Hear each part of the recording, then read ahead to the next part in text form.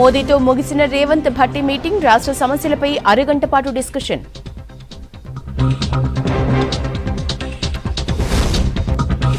ప్రజాపాలనపై జిల్లాలో మంత్రుల టూర్లు, 6 గ్యారంటీలపై అప్లికేషన్లకు పిలుపు.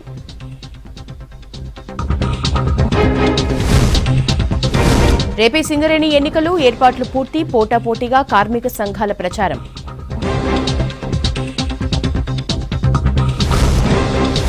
కేయులో ఇండియన్ హిస్టరీ కాంగ్రెస్ సదస్సు, విద్యార్థుల నైపుణ్యాలకు మేలన్న వీసీ.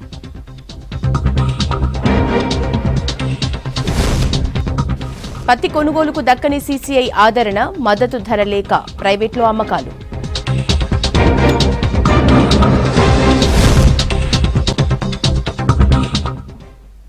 తెలంగాణ డీటెయిల్స్ చూద్దాం. ప్రధాని నరేంద్ర మోదీతో సీఎం రేవంత్ భేటీ ముగిసింది. రాష్ట్ర సమస్యలపై ప్రధాని మోదీకి వివరించారు నేతలు. కొత్త ప్రభుత్వానికి ప్రధాని నరేంద్ర మోదీ విషెస్ చెప్పారు. కేంద్రం అన్ని విధాలుగా అండగా ఉంటుందని మోదీ హామీ ఇచ్చారు. రాష్ట్రానికి 15వ ఆర్థిక సంఘం సిఫార్సు చేసిన నిధులపైనే ప్రధానంగా చర్చించారు.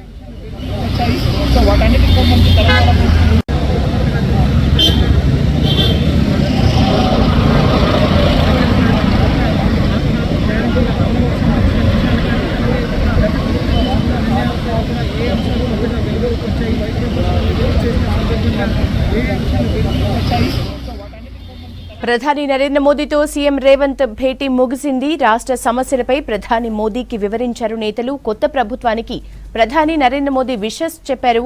కేంద్రం అన్ని విధాలుగా అండగా ఉంటుందని మోదీ హామీ ఇచ్చారు. రాష్ట్రానికి 15వ ఆర్థిక సంఘం సిఫారసు చేసిన నిధులపైనే ప్రధానంగా చర్చించారు.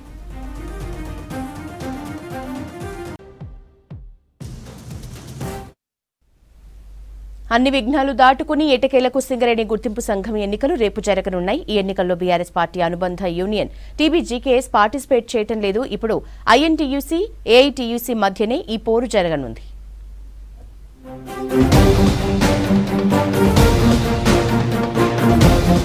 సింగరేణి గుర్తింపు సంఘం ఎన్నికల్లో బీఆర్ఎస్ అనుబంధ యూనియన్ టీబీజీకేఎస్ పాల్గొనడం లేదు. రాష్ట్రంలో అధికారం కోల్పోవడంతో కార్మిక సంఘం ఎన్నికల్లో తెలంగాణ బొగ్గుగని కార్మిక సంఘం పార్టిసిపేట్ చేయడం లేదు. కేసీఆర్ ఆదేశాల మేరకే గుర్తింపు సంఘం ఎన్నికల్లో పోటీ చేయడం లేదని అంటున్నారు ఆ యూనియన్ నాయకులు.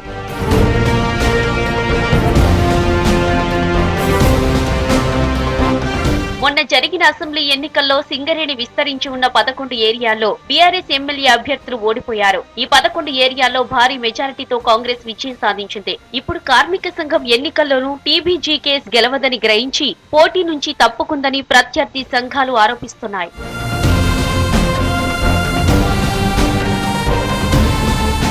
గత 2 దఫాలు నిర్వహించిన గుర్తింపు సంఘం ఎన్నికల్లో టీబీజీకేఎస్ విజయం సాధించింది. ఈసారి మాత్రం గణంలో టీబీజీకేఎస్ యూనియన్ నాయకులు, ఆ యూనియన్ జెండాలు, కనీసం కండువా సైతం కప్పుకునే నాయకులు కనిపించడం లేదు. 70% వరకు ఇతర సంఘాల్లో టీబీజీకేఎస్ నాయకులు, సభ్యులు చేరిపోయినట్లు తెలుస్తోంది.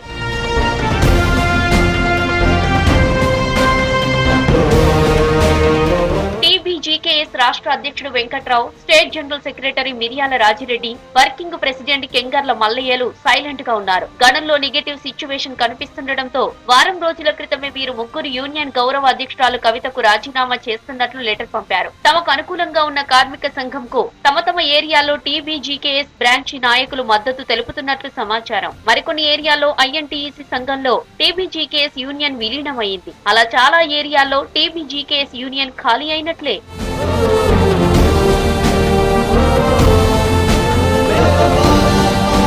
తెలంగాణ ఉద్యమ సమయంలో టీబీజీకేఎస్ యూనియన్ టీఆర్ఎస్ కు ఊపిరి పోసింది. ఇటీవల జరిగిన సాధారణ ఎన్నికల్లో ఊపిరి తీసిందని చెప్పుకుంటున్నారు. సింగరేణి కార్మికులు ఇచ్చిన ఊహించని తీర్పుతో కేసీఆర్, కవిత, కేటీఆర్ షాక్ కు గురయ్యారని, ఇలాంటి ఫలితాలతో కార్మికులపై కేసీఆర్ కోపంతో ఉన్నారని టీబీజీకేఎస్ యూనియన్ నాయకులు చెప్పుకుంటున్నారు.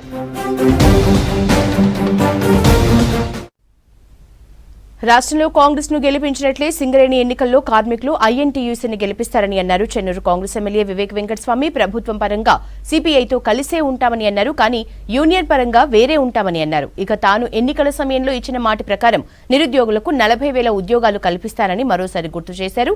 స్కిల్ డెవలప్మెంట్ ప్రోగ్రామ్స్ ఏర్పాటు చేయిస్తామని అన్నారు. చెన్నూరు సెగ్మెంట్ లో చాలా వనరులు ఉన్నాయన్నారు. అన్నింటినీ ఉపయోగిస్తామన్నారు. డిఎంఎఫ్టీ నిధుల్ని ప్రభావిత ప్రాంతాలకే ఖర్చు చేస్తామని చెన్నూరులో మాట్లాడారు ఎమ్మెల్యే వివేక్.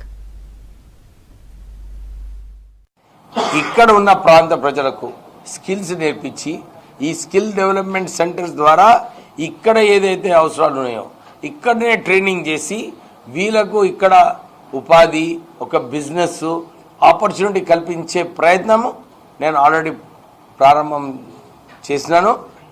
వీళ్ళందరికీ కూడా ప్రాపర్ ట్రైనింగ్ ఇచ్చిన తర్వాత ఉద్యోగాలు కల్పించే అవకాశం దాని ద్వారా కూడా నేను ప్రయత్నం చేస్తున్నాను. ఈ 5 సంవత్సరాలలో ఇవన్నీ నేను మాట ఇచ్చిన ప్రకారంగా ఇవన్నీ ఉద్యోగాలు వచ్చే అవకాశము నేను కల్పిస్తున్నాను. సింగరేణి సంస్థ ద్వారానే తీసుకొస్తాము.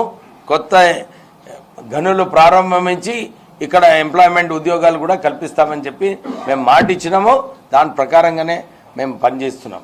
ఈ డిఎంఎఫ్టి ఫండ్స్ ఏదైతే ఉన్నదో ఇది కేవలం ఎక్కడైతే మైన్స్ ఉన్నాయో అక్కడనే యూటిలైజ్ చేయాలని చెప్పి నేను మాట ఇచ్చిన. నేను మనం ఈ డిఎంఎఫ్టి ఫండ్స్ ఇతర కాన్స్టిట్యున్సీకి తరలించకుండా సీఎం డిస్క్రిషనరీ ఫండ్స్ వేరే దగ్గర వాడకుండా కేవలం ఎక్కడైతే మైన్స్ ఉన్నదో మైన్స్ పరిస్థితి మన కాలనీస్ పరిస్థితి ఐఎన్టీసీ వాళ్ళు ఎక్కడ జోక్యం కూడా చేసుకునేది అవసరం లేదు.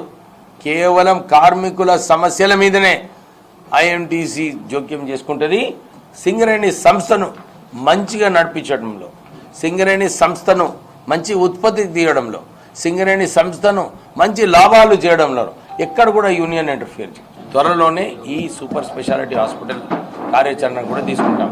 దానికన్నా ముందు ఎవరైతే రెఫరల్ ఉన్నదో ఇప్పుడు కొత్తగూడెం పోయి ఇక్కడ నుంచి లండన్ పోయి లండన్ నుంచి ఢిల్లీకి పోవడం లేదు, డైరెక్ట్ హైదరాబాద్కి పంపించేలాగా 1 monthలోనే ఆ ఆర్డర్ మేము తీసుకొస్తామని చెప్పి నేను ప్రజల కార్మికులకు మేము మాట ఇచ్చినాము. దాని ప్రకారంగానే పనిచేసి జియో తీసుకొస్తాం. మీరు చెప్పిన ప్రకారంగా ఈ మెడికల్ బోర్డు ఒక అవినీతి బోర్డు అయిపోయింది.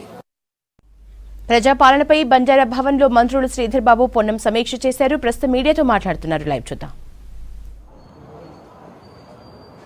ఈ గ్రేటర్ హైదరాబాద్కు సంబంధించిన 6 జోన్లలో 30 సర్కిళ్లలో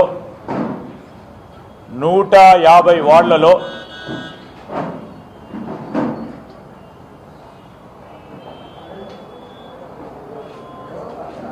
వీటిలో ఉంటున్న ప్రజానికానికి మా ప్రభుత్వ అధికారులు ఆ వార్డులకు వెళ్ళి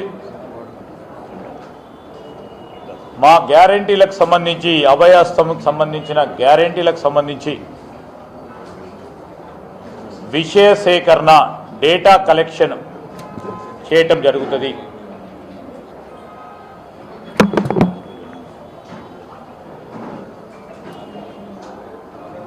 చాలా రోజుల తర్వాత ప్రజాస్వామికంగా ఇలాంటి ప్రోగ్రామ్ చేస్తూ ఉన్న సందర్భంలో పెద్ద ఎత్తున ప్రజలందరూ కూడా ముందుకొచ్చి దరఖాస్తులు ఇస్తారు కనుక మరి గ్రేటర్ హైదరాబాద్కు సంబంధించిన కమిషనర్ గారు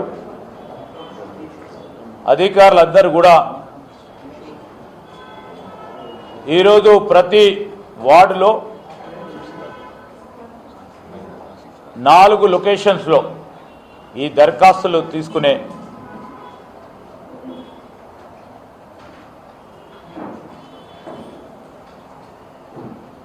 కౌంటర్స్ ఏర్పాటు చేయటం జరుగుతుంది.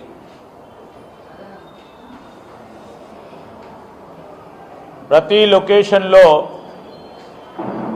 దానికి సంబంధించిన ఒక టీం లీడర్ని కూడా ఇప్పటివరకే నియామకం చేశాం. టీం లీడర్తో పాటు మరో 7 అదనపు సభ్యులను వారికి అందుబాటులో ఉంచుతూ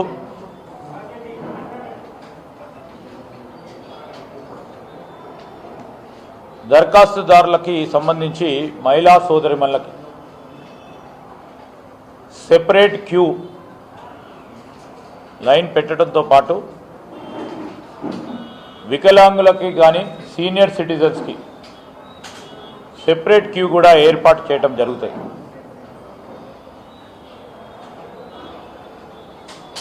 ఈరోజు టీమ్ లీడర్స్తో పాటు 7 సభ్యులతో పాటు అక్కడికి వచ్చే ప్రజలకి వాలంటీర్స్ని కూడా అక్కడ ఏర్పాటు చేసి వచ్చిన ప్రజానీకానికి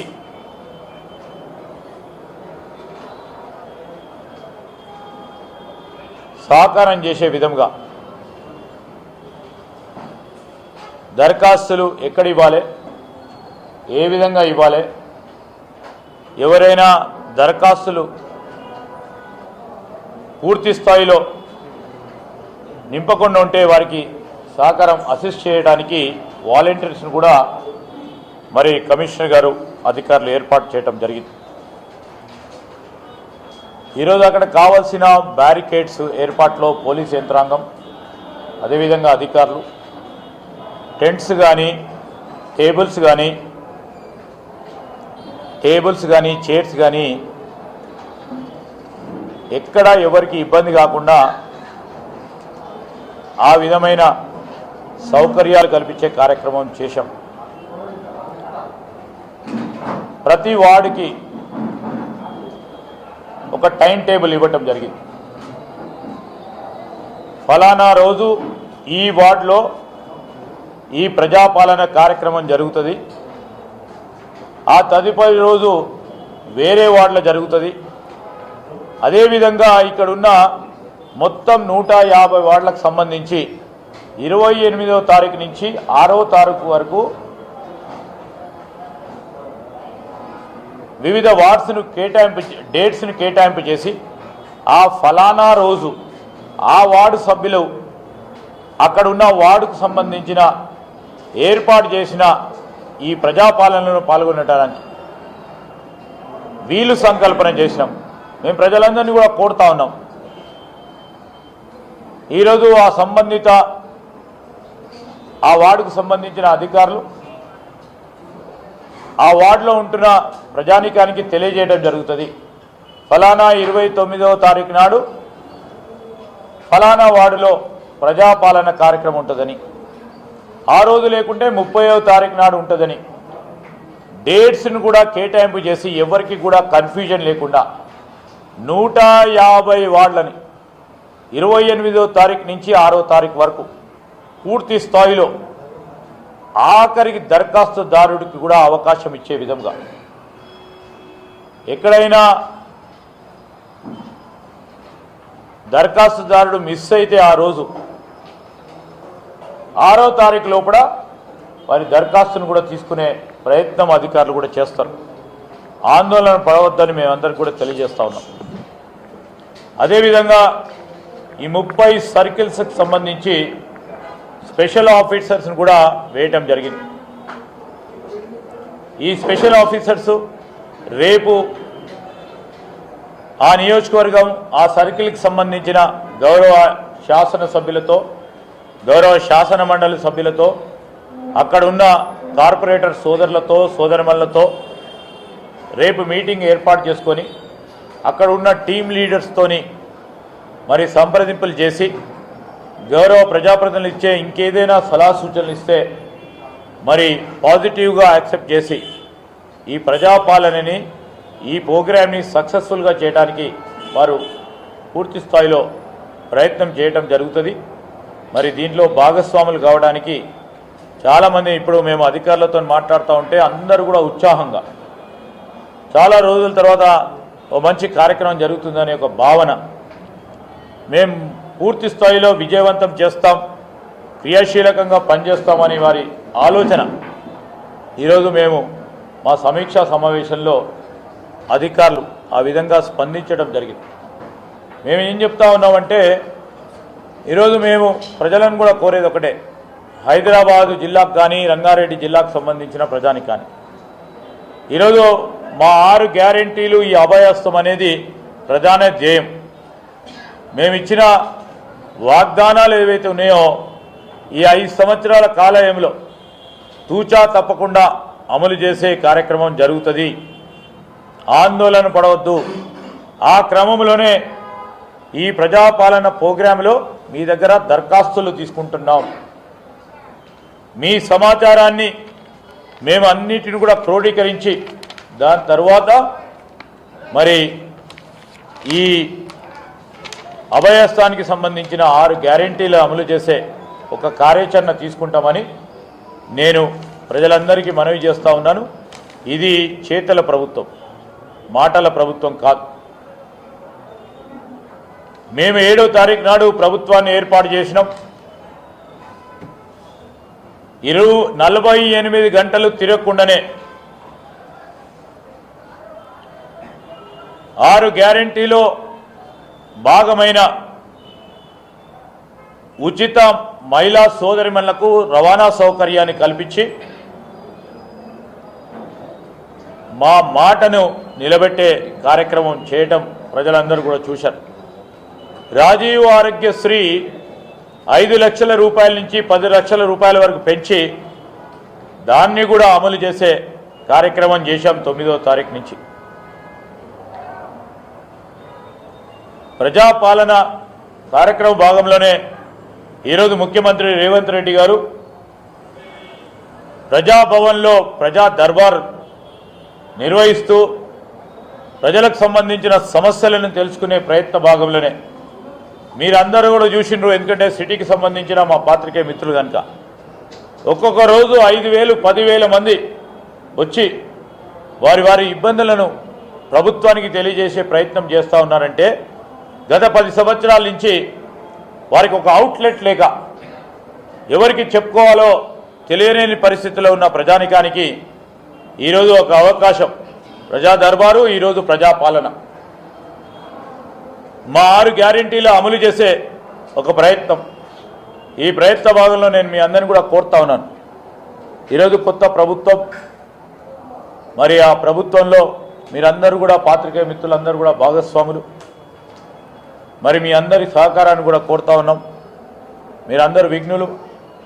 సమాజాన్ని ఇంకో కోణం నుంచి చూస్తూ ప్రజలకు సంబంధించిన సమస్యలను ఏ ప్రభుత్వాలున్నా మీ పెన్ను ద్వారా సమస్య పరిష్కారం చేయాలని ఆలోచన చేసిన వ్యక్తులు కనుక నేను మీ అందరినీ కూడా కోరుతా ఉన్నాను, మీ అందరినీ కూడా ఆహ్వానిస్తూ ఉన్నా. ఈ ప్రజాపాలన భాగంలో మీరందరూ కూడా భాగస్వాములు కనుక మీరు సమయం పట్టి మీరు మీ మంచి ఆలోచనలు, మీ అభిప్రాయాలను ఈ ప్రజాపాలన గురించి కానీ ముందుకొచ్చి మాకు తెలియజేసే ఒక ప్రయత్నం చేయండి. మేము స్వీకరిస్తాం, ఆ విధమైన ప్రయత్నం చేస్తాం. ఎందుకంటే ఇది ప్రజాపాలన కనుక ఇదెవరో ఒక్క వ్యక్తి. ఢిల్లీలో డిప్యూటీ సీఎం భట్టి మాట్లాడుతున్నారు. లైవ్ చూద్దాం. ముందుగా హృదయపూర్వకమైనటువంటి నమస్కారం. అలాగే మీ అందరినీ తెలంగాణలో కాంగ్రెస్ పార్టీ ప్రభుత్వాన్ని ఏర్పాటు చేసిన తర్వాత మొట్టమొదటిసారిగా రాష్ట్ర ముఖ్యమంత్రి శ్రీ రేవంత్ రెడ్డి గారు, నేను కలిసి మీ అందరినీ కలవటం, మాట్లాడటం కూడా చాలా సంతోషంగా ఉంది. అలాగే మీ అందరికీ తెలిసిందే, తెలంగాణ రాష్ట్రంలో కాంగ్రెస్ పార్టీ అధికారంలోకి వచ్చిన తర్వాత ప్రభుత్వ పరంగా రాష్ట్ర ప్రయోజనాల దృష్ట్యా ప్రజాస్వామ్య స్ఫూర్తితో అలాగే ఫెడరల్ స్ఫూర్తితో తెలంగాణ రాష్ట్ర ప్రయోజనాలను కాపాడటం కోసం మొట్టమొదటిసారి ఈ దేశ ప్రధాని శ్రీ నరేంద్ర మోడీ గారిని ఈరోజు సాయంత్రం శ్రీ రేవంత్ రెడ్డి గారు ముఖ్యమంత్రిగా, ఉప ముఖ్యమంత్రిగా నేను కలిసి వారిని ప్రత్యేకంగా కలవటం జరిగింది, మర్యాదపూర్వకంగా. అందులో భాగంగా తెచ్చుకున్న తెలంగాణ రాష్ట్ర ప్రయోజనాలు కాపాడటం కోసం, అలాగే ప్రత్యేక రాష్ట్ర ఏర్పాటు కార్యక్రమంలో భాగంగా తెలంగాణ రాష్ట్ర ప్రయోజనాలని హక్కుల్ని కాపాడుతూ బైఫర్కేషన్ యాక్ట్ లో తెలంగాణ రాష్ట్రానికి అందించినటువంటి అనేక అంశాలని దేశ ప్రధాని శ్రీ నరేంద్ర మోడీ గారి దృష్టికి తీసుకొని రావడం జరిగింది. తీసుకొని వస్తూ మేము రాష్ట్రం కోరి కొట్లాడి తెచ్చుకున్నదే నిధులు, నీళ్లు, నియామకాలు. వీటికి సంబంధించి బైఫర్కేషన్ యాక్ట్ లో పొందుపరిచినటువంటి హక్కుల్ని గత ప్రభుత్వం 10 సంవత్సరాలుగా తాత్సర్యం చేస్తూ కేంద్రం నుంచి తీసుకొని రావాల్సినటువంటి కొన్ని ముఖ్యమైన అంశాలని తీసుకొని రాలేకపోయింది. దయచేసి మేము మిమ్మల్ని కలుస్తూ ఆ అంశాలన్నింటినీ త్వరితగతిన తెలంగాణ రాష్ట్రానికి అందించవలసిందిగా వారికి విజ్ఞప్తి చేయడం జరిగింది. అందులో భాగంగా ప్రధానంగా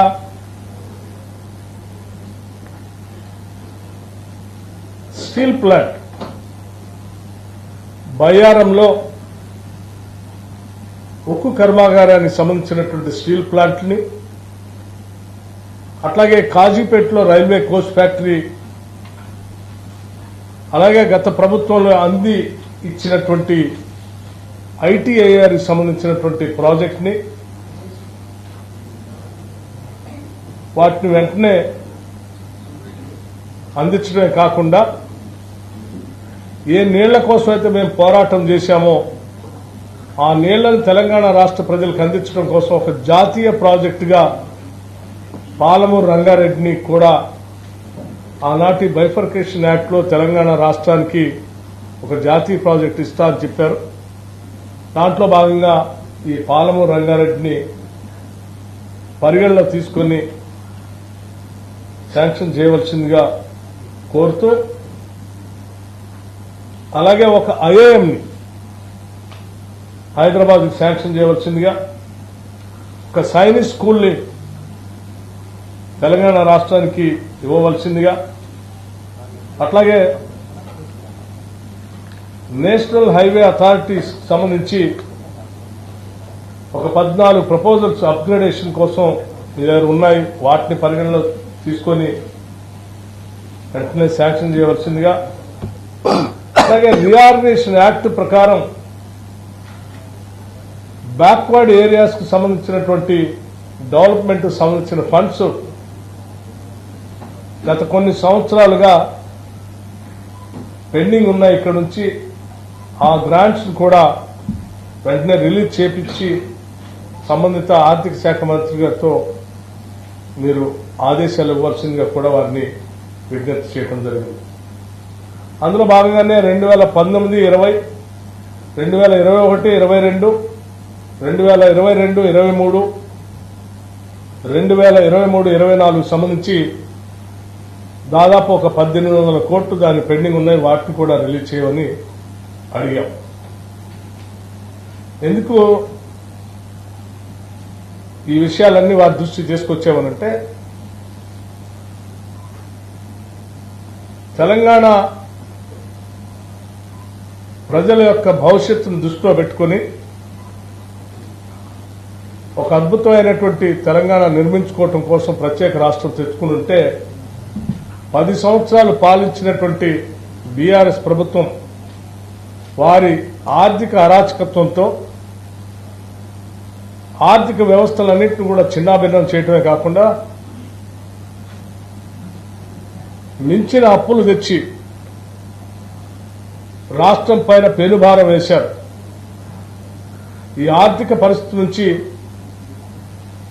బయటపడుతూ రాష్ట్ర ప్రయోజనాలను కాపాడుతూనే భవిష్యత్ తరాలకి మేము అందించడానికి కావాల్సినటువంటి ఆర్థిక పరమైన సహాయ సహకారాలను కూడా కేంద్ర ప్రభుత్వం నుంచి ఇదోచకంగా అందించాలని కోరుతూ పెండింగ్ ఉన్న వాటిని రిలీజ్ చేయడమే కాకుండా ఇంకా అదనంగా కూడా సాధ్యమైనంత వరకు ఈ తెలంగాణ రాష్ట్రానికి అందించి ఇవ్వవలసిందిగా వారికి విజ్ఞప్తి చేయడం జరిగింది. అట్లాగే 2015, 19, 2020, 2021 సంబంధించి ఒక 450 కోట్ల రూపాయలు పెండింగ్ ఉన్నాయి. అవి ఇంకొక 2250 కోట్ల రూపాయలు గవర్నమెంట్ ఆఫ్ ఇండియా నుంచి రావాల్సి ఉన్నాయి. ఈ గ్రాంట్స్ సంబంధించి వాటిని కూడా వెంటనే సాధ్యమైనంత మేరకు తెలంగాణ రాష్ట్ర ప్రభుత్వానికి రిలీజ్ చేయవలసిందిగా వారిని కోరటమే కాకుండా రాష్ట్ర ప్రయోజనాల దృష్ట్యా కేంద్ర ప్రభుత్వం నుంచి రావాల్సిన ఇతోధిక సహాయ సహకారాలు రాష్ట్ర అభివృద్ధి కోసం, ఆర్థికంగా నిలదొక్కుకోవటం కోసం, ఇరిగేషన్ ప్రాజెక్టులు పూర్తి చేసుకోవటం కోసం, విద్యా వైద్య రంగాలను బలోపేతం చేసుకోవటం కోసం కేంద్ర స్థాయి నుంచి అందించాల్సిన సహాయ సహకారాలన్నింటినీ కూడా అందించవలసిందిగా వారికి ముఖ్యమంత్రి గారు రేవంత్ రెడ్డి గారు, ఉప ముఖ్యమంత్రి గారు, నేను ఇద్దరం కలిసి వారిని విజ్ఞప్తి చేయడం జరిగింది. దానికి ప్రధానమంత్రి గారు కూడా వాటన్నిటినీ విన్ని సానుకూలంగా స్పందించడమే కాకుండా ఒక కేంద్రం ఒక రాష్ట్రానికి ఏ రకమైనటువంటి సహాయ సహకారాలు అందించాలో తప్పనిసరిగా ఆ స్థాయిలో, ఆ రీతిలో తప్పనిసరిగా తెలంగాణ రాష్ట్రానికి అందిస్తాం, పరిశీలిస్తామని కూడా వారు సానుకూలంగా స్పందించడం జరిగింది. రాష్ట్రానికి సంబంధించిన అంశాలకు సంబంధించి ప్రధాని ఏ అంశానికి సంబంధించారు? సో నేను చెప్పినటువంటి అంశాలకు సంబంధించి ఆర్థిక పరమైనటువంటి అంశాలు ఏవో పెండింగ్ ఉన్నాయో, ఇబ్బందులు ఉన్న చెప్పినటువంటి అంశాలకు సంబంధించి మేము ఆల్రెడీ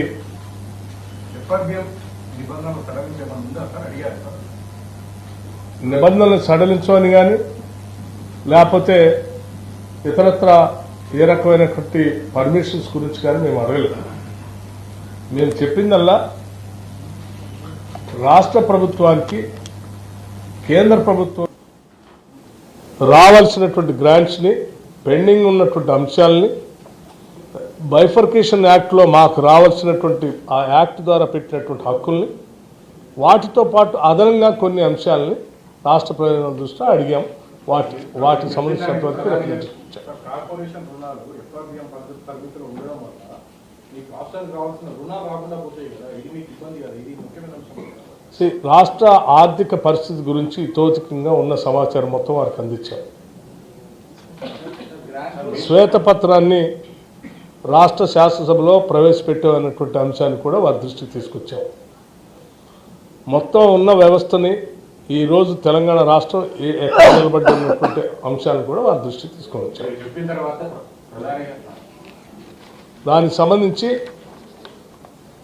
ఈ రాష్ట్ర ప్రయోజనాలను కాపాడటానికి ఒక కేంద్ర ప్రభుత్వంగా రాష్ట్ర ప్రభుత్వానికి చేయవలసినటువంటి సహాయ సహకారాలన్నింటినీ అందించవలసిందిగా వారిని కోరాం. వారు సానుకూలంగా స్పందించారు. దాన్ని మేము లెక్కలతో సహా రాసి ఇచ్చాం.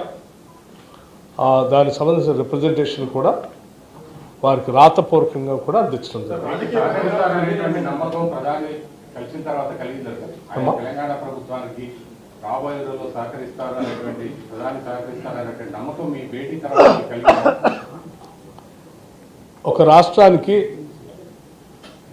కేంద్ర ప్రభుత్వం ఏ రీతిలో సహాయ సహకారాలు అందించాలో ఆ రాష్ట్ర పురోగతికి మీరు అడిగినటువంటి అంశాలు తప్పనిసరిగా సానుకూలంగా పరిశీలించి స్పందిస్తానని ప్రధానమంత్రి గారు చెప్పారు.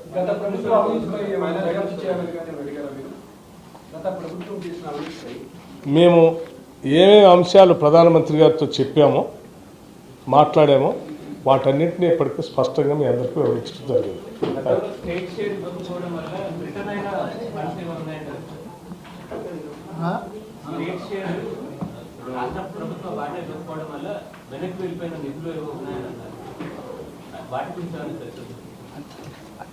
అన్ని రకాల నిధుల మీదనే చర్చ చేసినాం, వాటికి సంబంధించిన రిప్రజెంటేషన్ ఇచ్చినాం.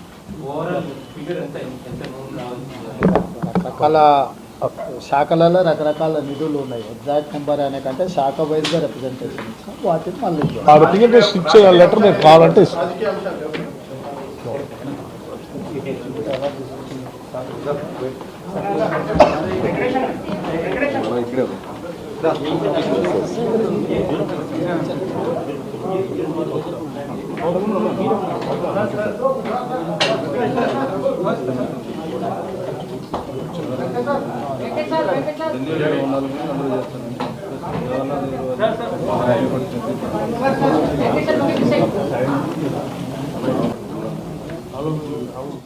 కార్మికుల పక్షాన ఉంటూ వారి డిమాండ్ల కోసం యాజమాన్యంపై పోరాటం చేస్తున్న తమ యూనియన్నే కార్మికులు గెలిపిస్తారన్నారు ఏఐటీయూసీ ప్రెసిడెంట్ వాసిరెడ్డి సీతారామయ్య.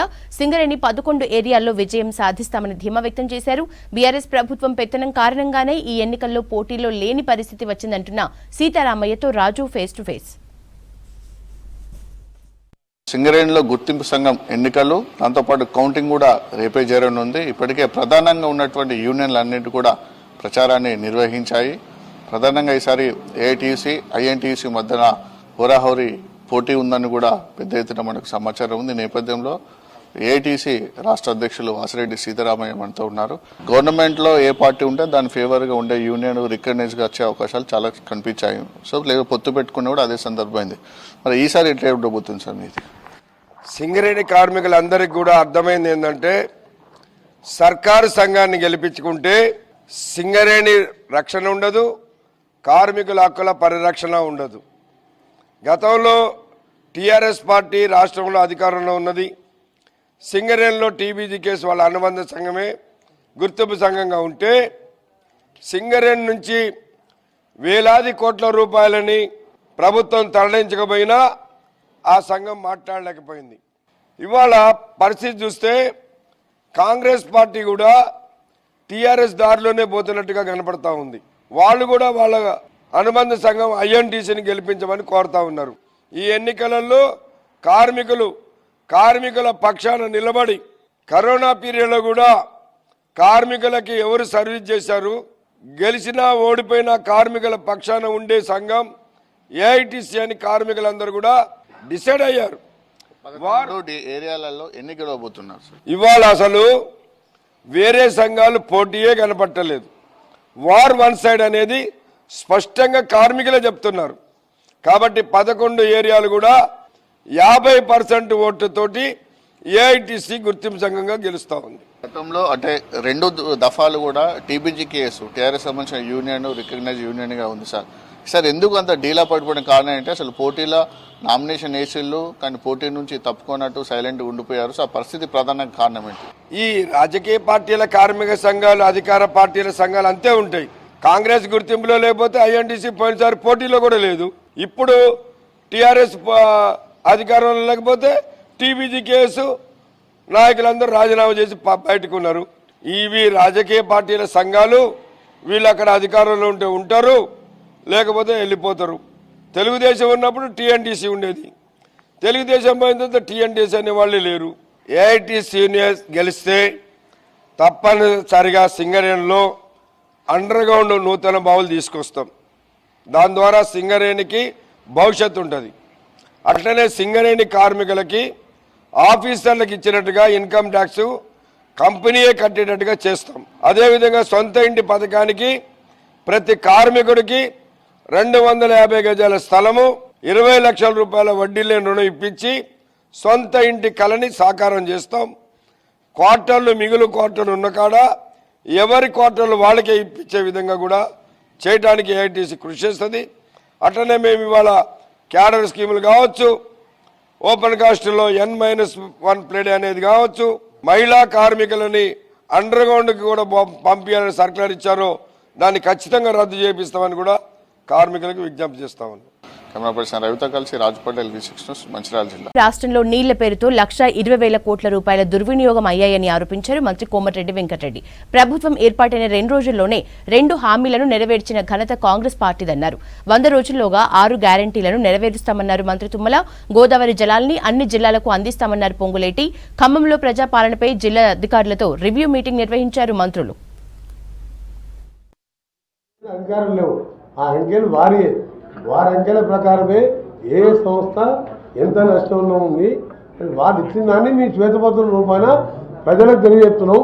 వారు సమాచార హక్కు కింద కానివ్వండి, జీవోలు కూడా వెబ్సైట్లో పెట్టకుండా మా గవర్నమెంట్ వచ్చినా ఇప్పుడు మీరు ఏ జీవో ఇచ్చినా వెబ్సైట్లో ఉంటుంది.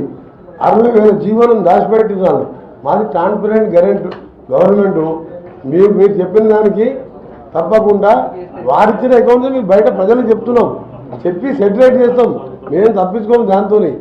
ఆయన ఎలక్ట్రిసిటీలో ఎంత ఉంది, సివిల్ సప్లైస్ ఎంత ఉంది, ఇరిగేషన్లో ఎంత ఉన్నది, ఎన్ని అప్పులు చేసిండ్రు, ఈ 6,20,000 కోట్లు ఎక్కడ పోయినాయి, ఇవన్నీ కూడా ప్రజలకు తెలియజెప్తాం.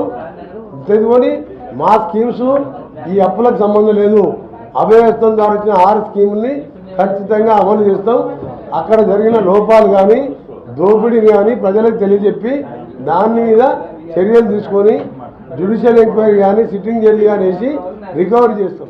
రాజకీయ అనుభవంతో పాటు ఇరిగేషన్ పట్ల ప్రత్యేకమైనటువంటి ఆరాటం, తపన. ఆయన గత ప్రభుత్వాల్లో మంత్రిగా ఉన్నా, ఎమ్మెల్యేగా ఉన్నా నల్గొండ జిల్లా సర్వతోముఖాభివృద్ధిలో ప్రధాన పాత్ర వహించినటువంటి పెద్దలు, గౌరవనీయులు. మాట కఠినంగా ఉన్న పరిమంతుడు. గడ్కరీ గారికి బాగా దగ్గర కాబట్టి ముఖ్యమంత్రి గారు R&B ఇచ్చారు. ఆనాడు శాంక్షన్ చేసినటువంటి జాతీయ రహదారులు అన్నీ కూడా వెంకటరెడ్డి గారి టైంలో పూర్తవుతాయనే విశ్వాసం, నమ్మకం నాకుంది. ఎందుకనంటే ఆయన వెళ్ళి దెబ్బలాడి తీసుకురాగలుగుతాడు. చాలా వరకు టెండర్స్ పిలిచారు, పనులు జరుగుతున్నాయి. ఇంకా ఎక్కడైనా ల్యాండ్ ఎక్విజిషన్ ప్రాబ్లమ్స్ ఉంటే ఇమ్మీడియట్గా సాల్వ్ చేసి అది పూర్తి చేసుకోవాల్సిన అవసరం ఉంది. ఖమ్మం నుంచి అంటే సూర్యాపేట రోడ్డు ఎక్స్టెన్షన్లో రాజమండ్రికి వెళ్ళేటటువంటి అది కూడా టెండర్స్ పిలిచి పనులు జరుగుతున్నాయి. అది మీ కాలంలో పూర్తి స్థాయిలో అమలు కావాలని. అదేవిధంగా కోదాడ టు కొరివి అది కూడా పనులు ప్రారంభించాం. ఇంకా నేషనల్ హైవే పరిధిలో జరుగుతోంది. అది కూడా మీరు దృష్టిలో పెట్టుకొని.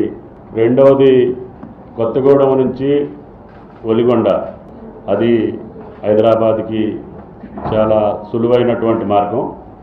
దాన్ని కూడా పూర్తి చేసే బాధ్యత మీరు తీసుకోవాలని. ఈ ప్రభుత్వం యొక్క విధానాలు, ఈ ప్రభుత్వం ఎలా నడుచుకోవాలనుకుంటుంది, ఇది ప్రజా పాలన, ప్రజల ప్రభుత్వం, ఇందిరమ్మ రాజ్యం. ఈ ఇందిరమ్మ రాజ్యంలో ప్రజలు ఏదైతే కోరుకుంటున్నారో గౌరవ ముఖ్యమంత్రి గారు, అదే రకంగా మంత్రివర్గ సహచార మంత్రివర్గంలో సభ్యులు అందరం కలిసి ఏ అప్లికేషన్ అయితే 28వ తారీఖు నుంచి గ్రామాలలో, డివిజన్లలో, వార్డులలో, మారుమూల తండాలలో, గూడెలలో, చివరికి అడవి ప్రాంతంలో ఉన్న చెంచుల దగ్గరికి కూడా వెళ్ళి అధికారులు వెళ్ళి ఈ ప్రభుత్వం యొక్క ఆలోచనని తెలియచేసి వారికి కావలసిన అవసరాలని నెరవేర్చడం కోసం ఈ అప్లికేషన్ ఇచ్చి రిటర్న్గా ఒట్టిగా అప్లికేషన్ తీసుకోవటమే కాదు, బాధ్యతాయుతమైన అధికారులతో తీసుకున్న అప్లికేషన్కి రిసీట్ కూడా ఇవ్వటం జరుగుద్ది. అంత చిత్తశుద్ధితో ఈ ప్రభుత్వం 6 గ్యారంటీలు చేసే ప్రజల గుమ్మానికి చేర్చే కార్యక్రమాన్ని గౌరవ రేవంత్ రెడ్డి గారు, ముఖ్యమంత్రి గారు, కేబినెట్ సహచరులు అందరం రాత్రి పగలు గత ప్రభుత్వం ఏ తప్పులు చేసిందో ఆ తప్పులు కుంటి షాకు చూపించి తప్పించుకోవాలని ఈ ప్రభుత్వం అనుకోవటం లేదు. నిన్ననో మొన్ననో గత ప్రభుత్వంలో ఉన్న మంత్రులు పవర్ ప్లాంట్ ప్రజెంటేషన్ అని చూపించారు. మేము చూపించిన అన్ని తప్పులుగా ఉల్టా చూపించారు. వాళ్ళ స్కిన్ కాపాడే కార్యక్రమం తప్ప అది నిజము కాదు. ఇవి Telangana updates. Stay tuned to V6 news as it is.